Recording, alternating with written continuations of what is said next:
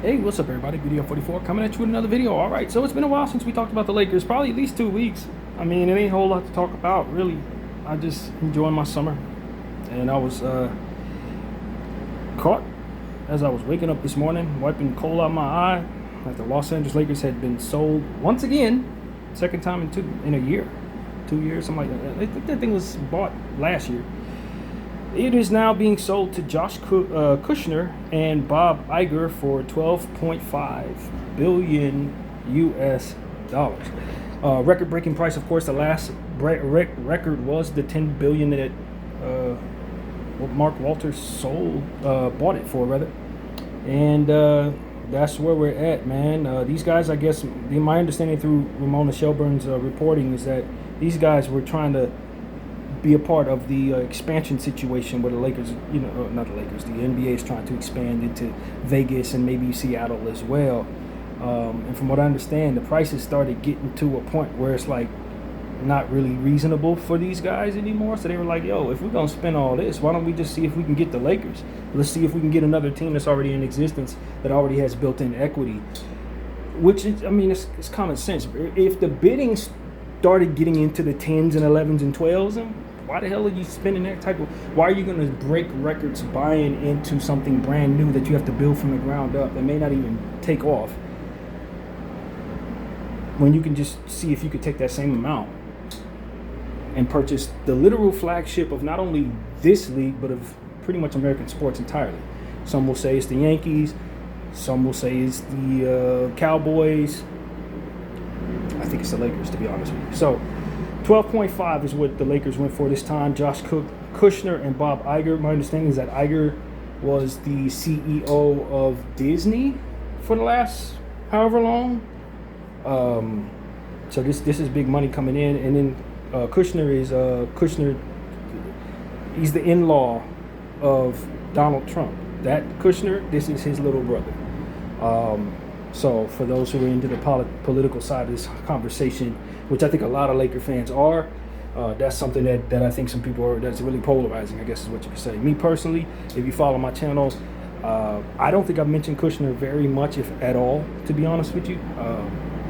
My sister kind of made me aware of what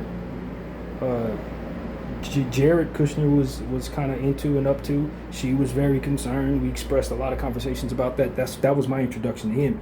He wasn't really on my radar until earlier last year or late last year when I was really in communication with her about such things. So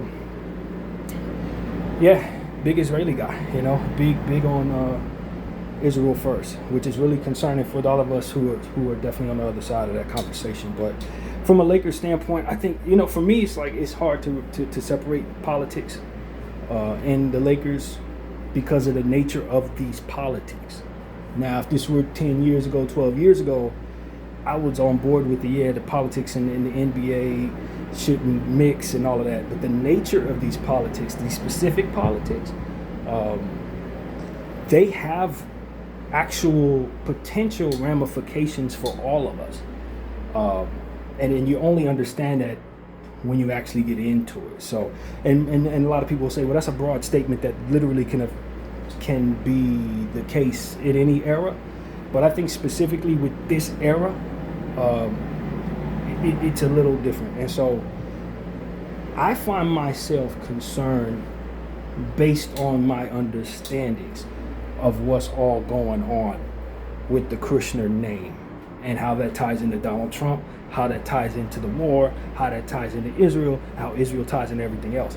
But when you consider the fact that many of our current owners, even our commissioner belongs to the Jewish faith and the Jewish way of doing things, you already have those concerns in place before this transaction takes place. And that's what I think I have to be honest with myself about. It's not like this is something that's beginning with this transaction. No, these guys have been in place and in power for as long as the NBA has been going on. So this is not new.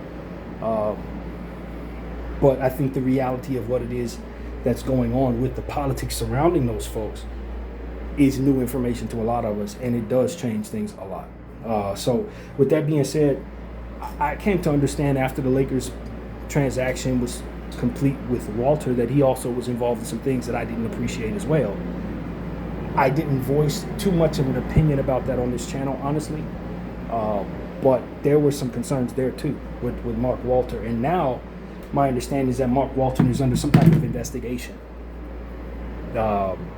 involving some companies that he owns that may be being accused of doing some things tax-wise that maybe the government doesn't appreciate. Does that have something to do with this transaction? Obviously, just wanted to think that's one way to look at it, I guess, but I don't think we really have that information, and I don't think it's probably coming our way. At the end of the day, Mark Walter bought this thing for $10 billion, sold it for $12. That, on its surface, looks like a $2 billion investment. My question is, how much did he invest in the team after he purchased it? I don't know if it equates to $2.5 billion or not, but maybe he didn't necessarily make a $2.5 billion profit based on that possibility. So it's just something curious to me. I know the Lakers have been upgrading a lot of things since they came into new ownership. A lot of hires, some upgrades in equipment and things like that. I don't know what else has been upgraded. They got a new they really just hired a lot of personnel, both for the team and for the finances of things. So how much of that investment ate into the profits is what I'm curious about in regards to Mark Walter. Just curiosity. I don't think it really makes much of a difference, but just something to wonder. So yeah, man, at the end of the day, if all things remain equal, he made $2 billion on something that he purchased less than a year ago. I think it's been 11 months, what it was quoted, since this thing went through. I've been listening to some Laker fans. Some people are concerned. I was listening to DTLF. He's very concerned because he doesn't like that our team doesn't have a stability at the top. We don't know what's to come. Once I found out what Mark Walter was involved in, I kind of wanted him to sell the team. However, I wasn't too thrilled seeing who he sold the team to. And that was kind of the commentary that I had on this channel last year when we talked about the initial sell to Mark Walter. It was like, I'm not really worried about Jeanie selling the company to Mark Walter. I was more concerned about who Mark Walter would potentially sell the company to. And so, boy, did that age well. That video aged well. So that's really where we're at, Laker fans. We have new ownership. It's concerning. These guys are not Jeanie Buss. And Jeanie and the Buss family, with the exception of Jimmy, we knew had the Lakers' best interests at heart. When Mark Walter bought the team, we understood his success with the Dodgers and how much they invested in the Dodgers and how much success the Dodgers has had in a league with no salary cap, which makes all the difference. But still, you can see the commitment there was immense. We were hoping that would carry over into our situation. And he ends up selling the team less than a year later. I think a lot of people are unhappy with him for that. I would need to know what took place behind the scenes in order to affirm to firmly stand on an opinion about whether or not I'm unhappy with him doing this. If he didn't have a choice, he didn't have a choice. If the law was coming down on him and one of the things that's going to keep him free is him selling this thing to a Trump family member, you know what I mean? Well, what am I saying? I'm going to be mad at him for doing what he had to do to keep himself out of trouble? This is what the cost of doing business is. And when you're talking about billionaire games, this is what's possible, you know what I mean? So that's really what I think is to say about that conspiracy idea. Overall, we just got to see what these guys are up to, man. We got to see, obviously they're willing to invest $12.5 billion into this team. Something, is driving them to do that. This is a hell of an investment, to say the least. It's the most anybody's ever paid for an American sports club. So, yeah, you would have to think that they have big plans. Now, further deeper conspiracies make me concerned about what those plans could potentially be, but that only comes from an understanding and context that follows certain things that have nothing to do with basketball. I have great concerns now, but that doesn't have anything to do with whether or not the team's going to do well. I'm more so worried about the safety of everybody who comes to the building. But that's a whole other story. The point is, it's new ownership and we got to see what they're going to do. Bob Iger has a long history of being very successful. Control of Disney, which is a parent company of many, including ESPN. So I would imagine the idea that the Lakers are going to be irrelevant now that LeBron's gone, not with Bob Iger owning the thing. I doubt that. Not with Josh Kushner owning the thing. I doubt that. It's not going to be an irrelevant franchise. Luka Doncic came out and sung praises in regards to the organization and the possibility, and he wants to move forward. He can't wait to meet these two guys and build something. So he's committed to the Laker organization regardless of who owns it. That makes me feel a lot better. And so we will see what the vision is if it remains what it is. We just signed a bunch of people to long-term contracts, so even if they want to tear the thing down, it ain't going to be the easiest thing to do if they decide to go that route. That's what I will say. We're locked into this roster for at least the next 3 years. And given the fact that we've already moved on from LeBron James, I don't think I'm worried too much about the roster as it pertains to big changes because everything we have is new anyway. So, I'm not emotionally invested to any of these guys outside of Austin and Luka and maybe the kids that we just drafted. But it's not like they would be trading away somebody that's been here for 20 years. And that's a concern that you have when your team has a player like that's been on your team forever that you're emotionally invested in. You look at the Celtics and Jaylen Brown. That's that type of thing. Ownership came in, traded him away. Luka, obviously, Dallas. New ownership came in, traded him away. We love Luka, but we've only had him for 2 years. It wouldn't be the craziest adjustment. I think a lot of us would be miserable if Luka was traded, but it ain't the same thing that Dallas went through when he was traded. Do I think it's a possibility to come in and start cutting costs? I mean, when you bring in this type of ownership, the idea is to be wary that such a thing could be possible. You saw what the Boston Celtics ownership did. You saw what the Dallas Mavericks did. New ownership, especially a lot of these investment type guys, they really do come in looking at the bottom line, the dollar. So yeah, is there a world where the Lakers could potentially look very different 2 years from now without Luka Doncic, without Austin Reeves? Yeah, it's a very good chance because that's what happens when you let this type of money in. They be looking to cut costs. If they don't like what they see, they're moving on. So I don't know, but I would say that this is not exactly a cheap pair of guys when you consider how much money they spend on the team. So I wouldn't say that they're exactly a great bet to be cheap, put it like that. So yeah, that's what it is, man. I don't know. We have to wait and see. Obviously, I have some deep concerns politically off the court, but just removing all of that, you just got to see with new ownership. We got to see. And given the fact that everything's new, we're not really married to anything here as fans, just the brand. So whatever happens, it's not like we haven't gone through great change.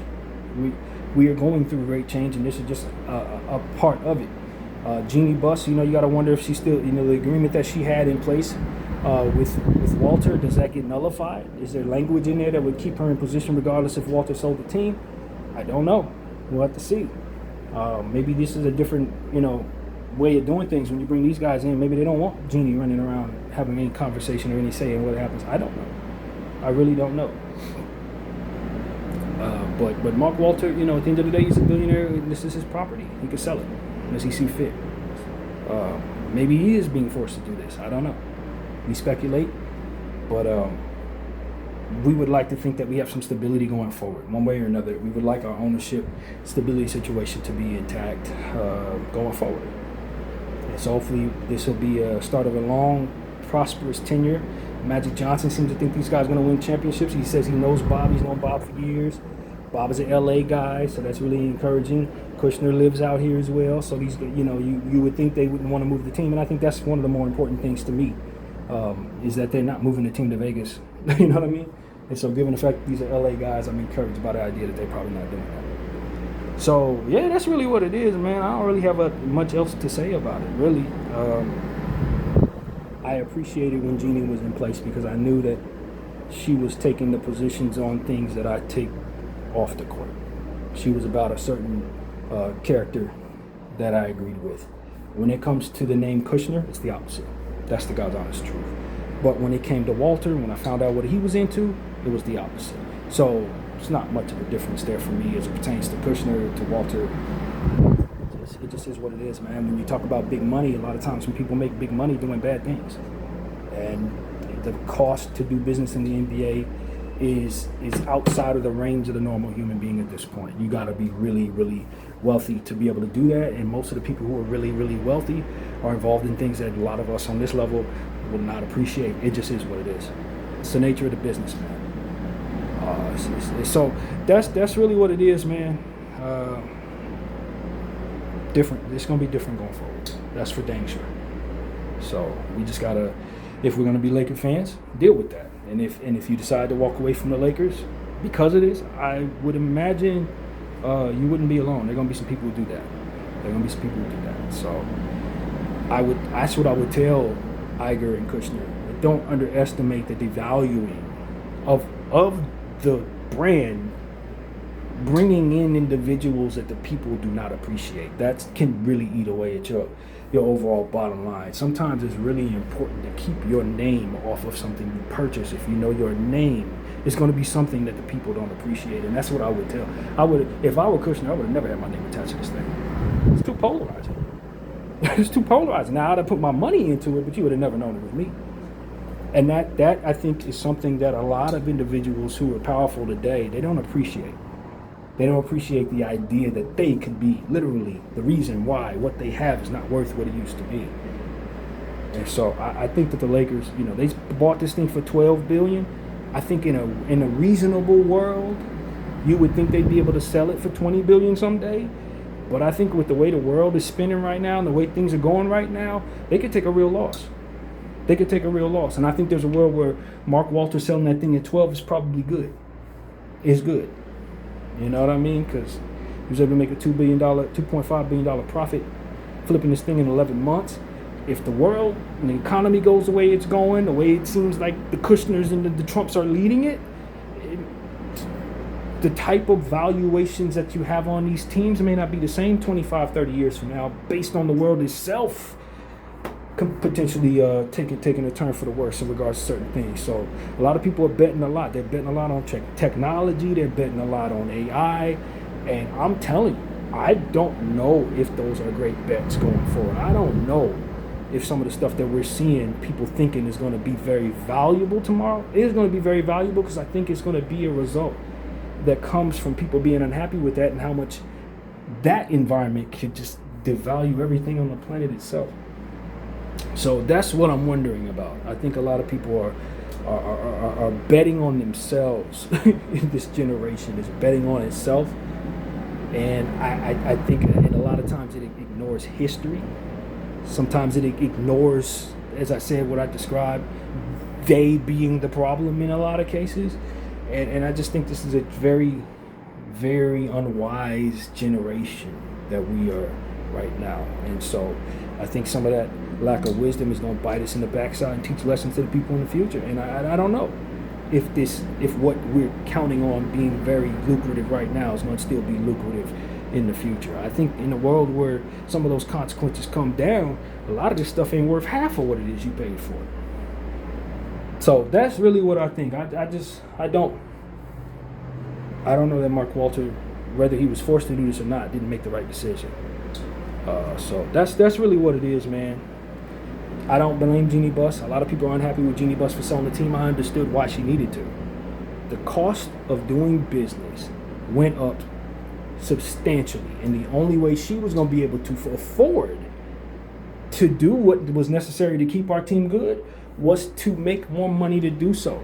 And she didn't necessarily have the path to compete with the Ballmers and some of these other guys that are coming into this league with hundreds of billions of dollars.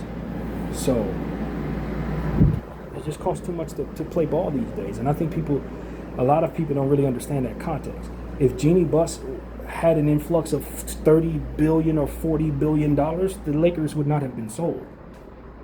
But she didn't have that type of money. And the people who are going to be moving this league into the future definitely do. It's that simple. I don't blame her for doing something that she didn't have a choice in regards to doing.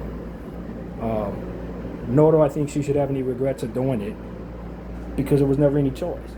You only have regrets when you had a better choice. If you didn't have a better choice, there was no regret to have. So that's really my take on things, man. I'm a Laker fan for sure, but I'm not going to back everybody. There are certain things, especially as I become more knowledgeable about what's going on in the world and how certain certain people and certain behaviors trickle down to people suffering and stuff like that, don't expect for me to just follow you just because I'm a Laker fan. If you are doing things that are hurting people in the world to benefit yourself, you're a bad guy, and bad people deserve to be held accountable. And I think right now this generation is lacking accountability, and so that's unfortunate for everybody alive and everybody who's to be alive tomorrow. So that's my opinion, man. That's what I gotta say. This Laker thing, it ain't just about basketball, man. What type of human being are you? What type of energy are you passing forward? What are you reinforcing into the world? And I gotta say, I can't speak to this particular person, but Kushner's brother, I don't agree with some of the stuff that he's pushing into this world right now. BDL 44, I thank you all for watching.